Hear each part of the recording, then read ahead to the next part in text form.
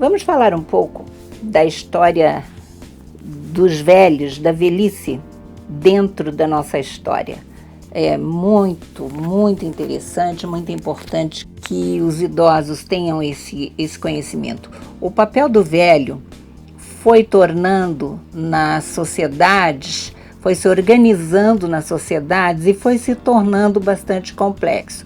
Ele foi o idoso, o velho, já foi detentor de grandes poderes, conhecendo as tradições sagradas, cantos, mitos, cerimônias, costumes e tornando a sua autoridade imensa, inclusive como curandeiro por meio de infusões de ervas e de ações mágicas.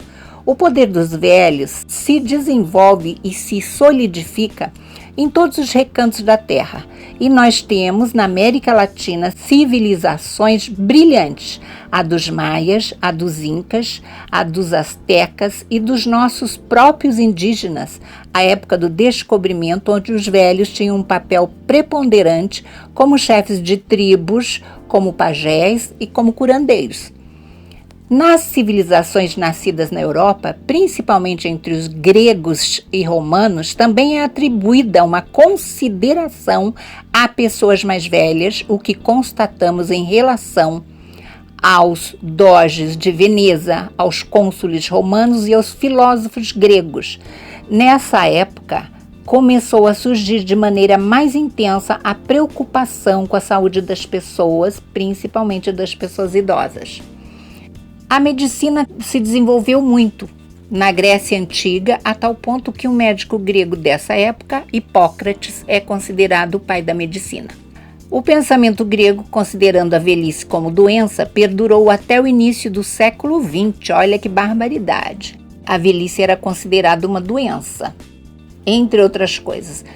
No século XI da era cristã, Galeno, médico célebre, escreveu um tratado denominado Gerocomia, que quer dizer higiene dos velhos, referente aos meios de se obter um bom envelhecimento. Desde então, a ciência de preparação para a velhice tem essa denominação, que chega a gerontologia. Galeno partiu da ideia de Aristóteles de que a velhice é o esfriamento da vida, então aconselhava banhos, beber vinho, tomar banhos quentes e realizar atividades físicas e mentais, o que vale até hoje para todos nós, né? Para os nossos idosos de hoje, né? Tomar um bom vinho, tomar banhos quentes e realizar atividades físicas e mentais. Isso é fundamental. E mais tarde, houve a Escola de Salerno, resumiu numa 10ª a arte de envelhecer. Muito interessante. Vida honesta e estruturada. Tomar poucos remédios, atenção. Vida honesta, poucos remédios. Empregar todos os meios para não se estressar por nada. É o que mais temos hoje em dia, estresse, por conta de muitas coisas. A comida moderada e boa. Não ter apreensões, não ficar apreensivo. Passar um tempo no campo, com a natureza.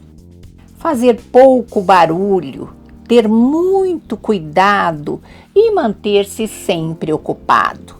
Essa é a receita para uma vida melhor, para uma melhor vida a partir dos 60 anos.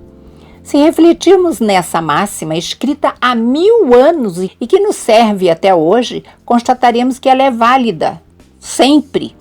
Na época medieval, a medicina, ainda com muitas incertezas e inquietações, só atingia as pessoas ricas. Oh, tragédia!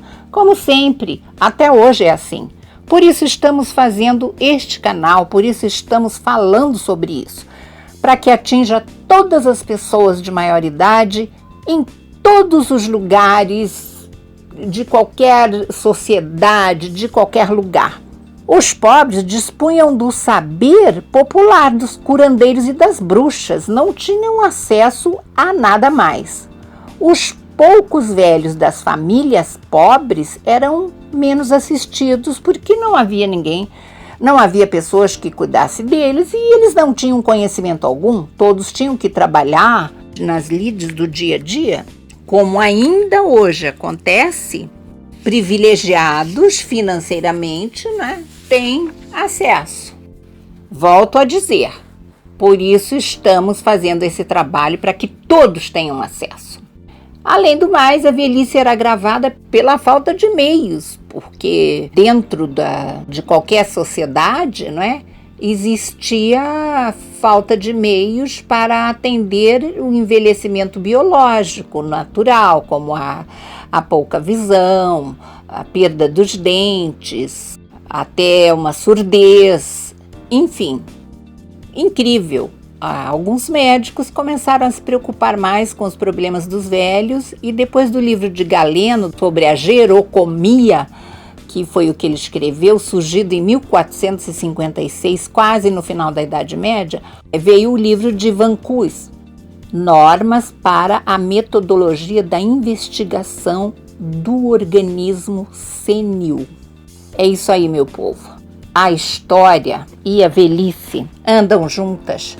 Todo homem, como dissemos inicialmente lá no começo, todos nós nascemos e já começamos a envelhecer. Então, todos envelheceremos. Todo indivíduo será um idoso. Isso se a morte não o atropelar antes. Se ele não tiver informações, se ele não tiver condições de se cuidar. Como hoje a sociedade mundial, né, o planeta está envelhecendo, o nosso país está envelhecendo, então é preciso que existam essas políticas públicas que deem apoio para que o idoso possa ser cuidado e aprender a se cuidar. Essa é a razão do nosso canal, ok? Ficamos hoje por aqui.